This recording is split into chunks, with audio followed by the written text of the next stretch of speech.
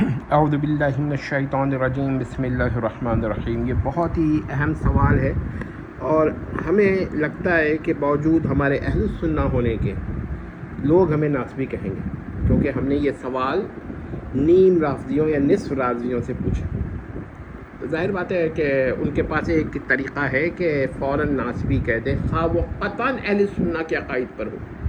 لیکن کیونکہ ان کا رفض ان کو ہر اس شخص کو راضی کہنے پہ مجبور کرتا ہے جو ان کے رفض سے متفق نہ ہو۔ اسی طرح ناسبی حضرات کا جو ناسبیہ ہے وہ ہر اس شخص کو راضی کہنے پہ مجبور کرتی ہے جو ان کے عقائد سے متفق نہ ہو۔ بہرحال نیم رافضی حضرات سے یہ سوال ہے، رافضی سے نہیں، نصف رافضی حضرات سے، جو مثلاً جیسے مودودی صاحب وغیرہ، نہ کہ سلمان ندوی جو حال میں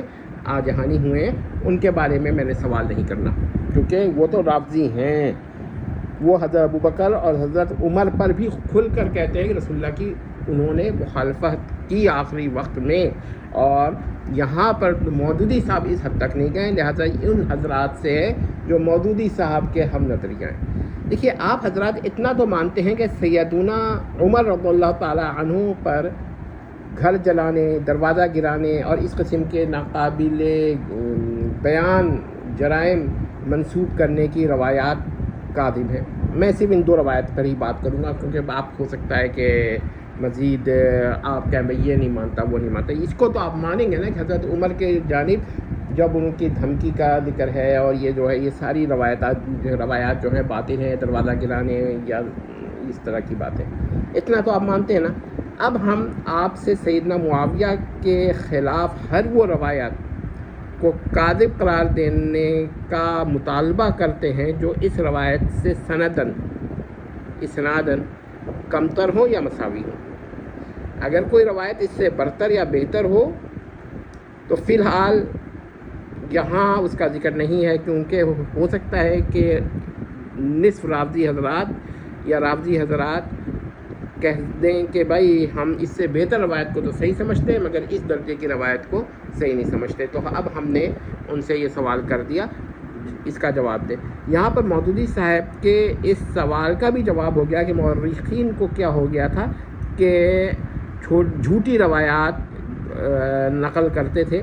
پھر ان مصنفین کو کیا ہو گیا تھا جنہوں نے گھر جلانے اور دروازہ گرانے وغیرہ کی اس قسم کی جھوٹی روایات سیدنا عمر رضی اللہ تعالیٰ عنہ کی جانب منسوخ کر دیں، تو یہ وہی چیز ہو گئی تھی ان کو۔ ٹھیک ہے، یہ تو جواب ہو گیا مودودی صاحب کا۔ ابھی اور بھی روایات ہیں، ان کا ہم ذکر کریں گے، لیکن فی الحال یہ ہے کہ یہ ساری بحث اسنادی حیثیت سے ہے کہ آپ کے پاس کیا دلیل ہے کہ آپ حضرت معاویہ کے بارے میں تو کچھ روایات کو پیش کرتے ہیں، اور اس سے اور وہ اگر اس روایت کے برابر ہو یا اس سے کمتر ہو تو آپ کو اپنے اصول پر کم از کم رد کرنا پڑے گا، ورنہ آپ کو ماننا پڑے گا کہ یہ روایت بھی ٹھیک ہے۔ دیکھیں کیا جواب دیتے ہیں یہ نصف رافضی حضرات۔ ہاں، یہ ظاہر بات ہے کہ اگر سلمان ندوی کے ماننے والے ہوں گے تو وہ تو پھر کہہ دیں گے کہ ہاں بھائی، وہ تو قرآن کی ترتیب پہ بھی ایک نئے قسم کا قرآن بھی تجویز کر چکے تھے، تو ہم اور شائع بھی شاید کیا ہے، تو وہ نسخہ مجھے نہیں مل سکا جو انہوں نے شائع کیا ہے۔ تو اب ہم یہ بات کہنا چاہتے ہیں کہ مسئلہ کیا تھا، اور اگر مسئلہ آپ کی سمجھ میں آ گیا ہے تو بس اتنی سی بات یاد رکھیے کہ رفض جو ہے نا، اس کا بہت ہی تکلیف دہ چیز ہے یہ، اور اسلام کے مخالف ہے۔ والسلام۔